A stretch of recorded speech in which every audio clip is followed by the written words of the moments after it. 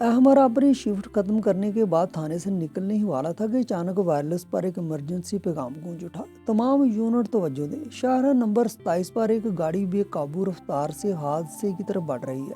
फौरी मदद की जरूरत है। अहमर के कदम वहीं रुक गए। उसने अपने साथियों को देखा और बगैर एक लम्हा ज़ाया किए गाड़ी की चाबी निकाली, तेजी से बाहर निकला, इंजन स्टार्ट करते ही सायरन ऑन कर दिया और सड़क पर गाड़ी दौड़ा दी। रात का वक्त था, सड़कें ज्यादातर खाली थी, मगर अहमर की नजरें आगे जमी हुई थी। वायरलेस पर अपडेट मिल रही थी। सफेद कार है, ड्राइवर बेकाबू, किसी भी वक्त डिवाइडर से टकरा सकती है। टायरों की चीखती हुई आवाज हवा में फैल रही थी। अहमर को कोई दूसरा रास्ता नहीं दिखा। उसने तेजी से अपनी पुलिस वैन आगे बढ़ाई और एक दुरुस्त अंदाजे के साथ उसे इस कार के सामने लाया ताकि उसे रोका जा सके। जब कार रुकी तो वो फौरन कार की तरफ भागा। झुक कर दरवाजा खोला, देखा कि ड्राइवर सीट पर एक आदमी बेहोश पड़ा था। माथे पर पसीने की बूंदें, चेहरा जर्द, होंठ खुश्क और महंगे सूट से साफ जाहिर था कि ये कोई आम शख्स नहीं। सुन रहे हैं आप? ठीक है। अहमद ने उसके कंधे को हिलाया। आंखें आहिस्ता आहिस्ता खुली, जैसे वो किसी गहरे सदमे या खौफ से गुजर कर जागा हो। चंद लम्हे हुए अहमद को घूरता रहा, फिर एक अजीब सी घबराहट उसके चेहरे से गुजर गई, लेकिन उसने खुद को संभाल लिया। आपने मेरी जान बचा ली, उसने धीमी मगर गहरी आवाज में कहा। अहमद ने उसे बाजू से पकड़कर बाहर निकाला। वो बाहर आया तो कदम लड़खड़ा गए, जैसे अभी पूरी तरह होश में ना हो। अहमद ने सहारा दिया। आपका नाम? कुछ देर खामोश रहकर उसने पूछा। बहरोज। वो रुक कर बोला, बहरोज मलक। ये नाम अहमद ने कहीं सुना जरूर था, मगर उससे ज्यादा अजीब बहरोज के चेहरे पर छुपा हुआ खौफ था। सिर्फ बच जाने की शुक्रगुजारी नहीं, बल्कि कोई अंदरूनी दहशत भी। अगले दिन थाने में अहमद ने पूरी बात अपने साथी अफसर सिदरा मलक को सुनाई। सिदरा, जो फाइलों में सर झुकाए बैठी थी, अचानक चौंकी जब अहमद ने नाम लिया, बहरोज मलक। उसने आहिस्तगी से सर उठाया और अहमद को शक भरी नजरों से देखा। तुमने कहा बहरोज मलक? वही बहरोज मलक। हाँ, क्यों? अहमद ने हैरत से पूछा। सिदरा ने कुर्सी से जरा सा आगे झुकते हुए कहा, अहमद, तुम्हें इस आदमी के बारे में कुछ पता भी है? बस इतना कि वो कोई बड़ा बिजनेसमैन है और कल रात मरने से बच गया। सिदरा ने सर हिलाया। सिर्फ यही नहीं, मैंने कुछ पुरानी केस फाइल्स भी देखी थी। उस आदमी का नाम कई मशकूक सरगर्मियों में आता रहा है। ये कोई आम ताजर नहीं है, इसके इर्द गिर्द बहुत से राज छुपे हैं। अहमद ने गहरी सांस ली। उसने सिर्फ अपना फर्ज निभाया था, मगर दिल के अंदर कहीं ना कहीं शकूक उभरने लगे थे। वो सिदरा को ये बात नहीं बताना चाहता था कि सुबह जब वो घर से निकला तो गली में 3 काली गाड़ियां खड़ी थी।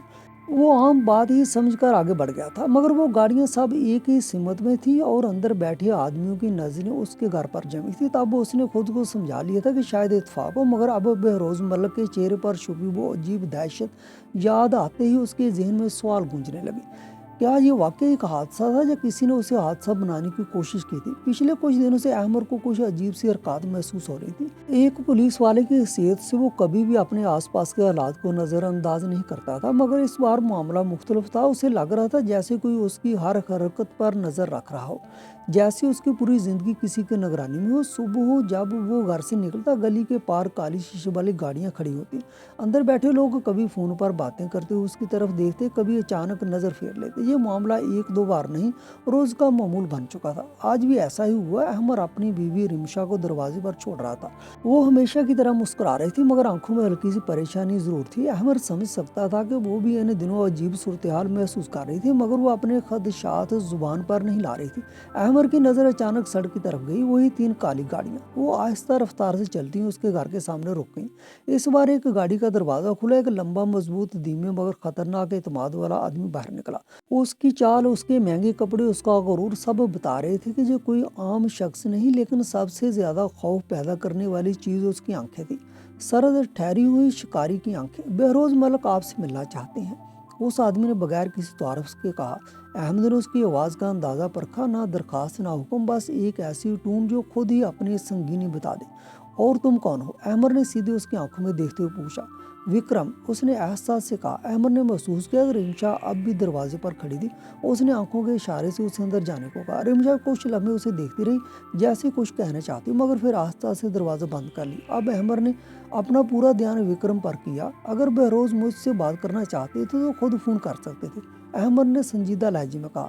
विक्रम ने हल्की सी मुस्कुराहट दी, मगर वो मुस्कुराहट गर्मजोशी से खाली थी। कुछ बातें सीधी नहीं की जा सकती इंस्पेक्टर, اس لیے میں خود آیا ہوں۔ احمد نے چند لمحے سوچا۔ بہروز کے چہرے پر خوف کی جھلک ایک بار پھر اس کی نگاہوں میں ابھری۔ ٹھیک ہے، چلتے ہیں، دیکھتے ہیں آج کیا کہنا چاہتے ہیں۔ گاڑی میں بیٹھتے ہی احمد نے محسوس کیا کہ آج کی یہ ملاقات بالکل معمولی نہیں ہے۔ گاڑی کے اندر عجیب خاموشی تھی۔ نہ وکرم نے کچھ کہا نہ ڈرائیور نے۔ احمد نے اپنی جیب میں فون کو چھوا، یہ یقینی بنانے کے لیے کہ ضرورت پڑنے پر وہ فوراً استعمال کر سکے۔ بہروز محل کی حویلی میں داخل ہوتے ہی احمد نے ایک عجیب دویز سناٹا محسوس کیا۔ شان و شوکت کے باوجود اس گھر میں ایک بوجھ تھا، جیسے دیواروں کے پیچھے کئی راز دفن ہو۔ وہ وکرم کے پیچھے چلتے ہوئے ایک دفتر جیسے کمرے میں داخل ہوا۔ بہروز وہاں پہلے سے موجود تھا۔ احمد کو دیکھتے وہ اٹھ کر کھڑا ہوا، لیکن اس کی مسکراہٹ میں خوف کی لرزش چھپی تھی۔ جیسے ہی وکرم باہر نکلا اور دروازہ بند ہوا، کمرے میں پھیلا سناٹا مزید گہرا ہو گیا۔ بہروز ملک نے آہستہ سے کہا، انسپکٹر احمد، مجھے پورا یقین ہے کہ میری کار کے ساتھ کسی نے چھیڑ چھاڑ کی تھی۔ احمد نے اس کی آنکھوں میں دیکھا، کیا ثبوت آپ کے پاس؟ بہروز نے میز پر ایک فائل رکھی۔ میں نے خود تھوڑی سی تفتیش کروائی تھی۔ بریک فلوئڈ کسی نے جان بوجھ کر کم کیا تھا، حادثہ خود نہیں ہوا، اڑایا گیا تھا۔ احمد نے فائل کھولی، اندر رپورٹ تھی اور سب سے اہم چیز ایک مکینک کا بیان تھا جس نے صاف لکھا تھا کہ بریک فلوئڈ جان بوجھ کر نکالا گیا تھا۔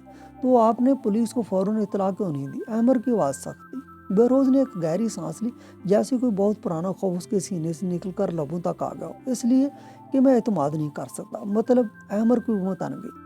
جو یہ کہ سب کر رہا ہے وہ پولیس کے اندر کسی سے جڑا ہو سکتا ہے۔ یہ جملہ کمرے کی فضا میں ایسے ٹکرایا جیسے کسی نے دھماکہ کر دیا۔ احمد کے اندر ایک انجانی بے چینی بڑھ گئی۔ اگر آپ صحیح کہہ رہے ہیں تو اس کا مطلب ہے کہ آپ نے کسی بہت خطرناک انسان سے دشمنی مول لی ہے۔ بہروز نے ہلکی تلخ ہنسی۔ کاش یہ پہلی بار ہوتا ہے احمد صاحب۔ احمد نے اسے غور سے دیکھا۔ اس آدمی کے ارد گرد صرف خوف نہیں، راز بھی تھے، بہت گہرے اور شاید جان لیوا۔ میں پوری کوشش کروں گا حقیقت تک پہنچنے کی، لیکن مجھے آپ سے سچ چاہیے، پورا سچ۔ بہروز نے سر ہلایا۔ میں سچ بتاؤں گا، لیکن پہلے مجھے یہ جاننا ہے کہ تم یہ کھیل کتنی دور تک لے جانے کو تیار ہو۔ تھانے واپس آ کر احمد نے پوری بات انسپکٹر سدرا کو بتائی۔ سدرا نے فائلیں الٹ پلٹ کر دیکھی، پھر بولی، اگر واقعی کوئی بہروز ملک کو مارنا چاہتا تھا تو ہمیں جاننا ہوگا کہ دشمن کون ہے۔ احمد نے پوچھا، اور تمہیں کوئی اندازہ ہے؟ سدرا نے کچھ پرانی فائلیں نکالی۔ ایک نام بار بار سامنے آیا، نارائن کی شایا۔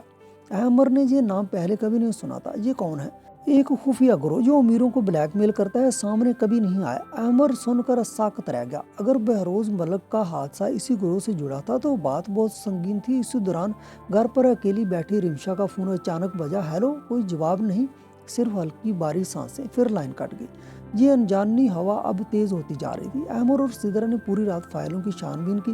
آخر وہ ایک ایسی رپورٹ تک پہنچی جس نے سب کچھ واضح کر دیا۔ وکرم صرف بہروز کا سیکورٹی چیف نہیں تھا بلکہ نارائن کی شایا کا سرگرم رکن بھی تھا۔ فائلوں سے پتہ چلا کہ بہروز طویل عرصے سے اس گروہ سے جڑا ہوا تھا، مگر حال ہی میں اس نے الگ ہونے کی کوشش کی تھی، اور جو بھی اس گروہ سے باہر نکلنے کی کوشش کرتا ہے اس کا انجام صرف موت ہوتا ہے۔ سدرا نے باری آواز میں کہا، تو اس لیے بہروز کو مارنے کی کوشش ہوئی اور وکرم اسی لیے تمہارے آس پاس منڈلا رہا تھا۔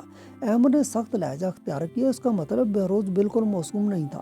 کوئی بھی آدمی جو اتنے سال اس گروہ کے ساتھ رہا ہو وہ صاف نہیں ہو سکتا۔ سدرا نے کہا، لیکن اصل سوال یہ تھا کہ اب کیوں باہر نکلنا چاہتا تھا؟ خوف یا کوئی اور وجہ؟ اب حقیقت جاننے کا واحد راستہ تھا وکرم کو پکڑنا۔ انہوں نے ایک چال چلنے کا فیصلہ کیا۔ انہوں نے جھوٹی خبر پھیلائی کہ بہروز کے خلاف ثبوتوں سے بری ایک اہم فائل کو خفیہ جگہ منتقل کیا جا رہا ہے۔ وہ فائل جو وکرم اور اس کے گروہ کو قانون کے شکنجے میں لا سکتی تھی، جال تیار ہو چکا تھا۔ رات کا وقت۔ احمد اکیلا اس جگہ پہنچا جہاں جعلی دستاویز کا تبادلہ ہونا تھا۔ وکرم پہلے سے وہاں موجود تھا، لیکن وہ اکیلا نہیں تھا، اس کے ساتھ 2 مسلح آدمی بھی تھے۔ وکرم نے آستگی سے اپنی جیب سے پستول نکالی اور سیدھی احمد پر تان دی۔ فائل کہاں ہے؟ اس کی آواز میں سکون تھا، مگر وہ سکون طوفان سے پہلے خاموشی جیسا تھا۔ یہاں سے اصل ٹکراؤ شروع ہوتا ہے۔